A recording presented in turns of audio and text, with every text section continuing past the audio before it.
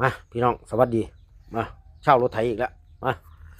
ช่วงนี้ก็จะมีแต่คลิปรถไถนี่แหละพี่น้องอันนี้ก็ถึงเวลาแล้วน้องพี่น้องนี่ถึงเวลาเปลี่ยนแล้วอู้คมนะพี่น้องนี่มันแหลมลายแล้วพี่น้องนี่มันเบิดแล้วนี่เบิดด้านข้างพี่น้องนี่แหลมลายหวนลายอยู่นี่มีอยู่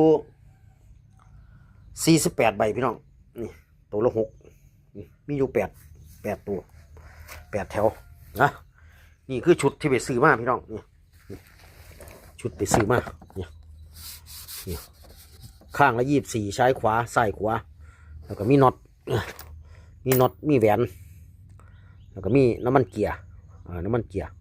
อันนี้ใส่เบอร์140นะใส่เบอร์140ส่วนอยู่ตรงนี้ที่ใส่เบอร์90นะใส่เบอร์90นะนี่ก็คือสำหรับผู้ใดที่อยากเปลี่ยนนะพี่น้องนะอยากรู้ราคากะเนี่ย48ใบนี่5,000นะพี่น้อง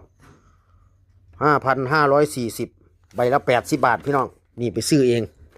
อยู่ร้านอยู่ในอินเทอร์เน็ตก็อาจจะถือกว่านี้พี่น้องเพราะว่า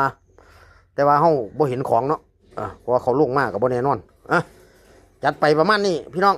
นี่สิเปลี่ยนใบลอตเตอรี่ใหม่เนี่ย48ใบเป็นเงินพร้อมน็อต48ใบพร้อมน็อตพร้อมแหวนพร้อมน้ำมันเกียร์กระติกหนึ่ง5,540พี่น้องจัดไป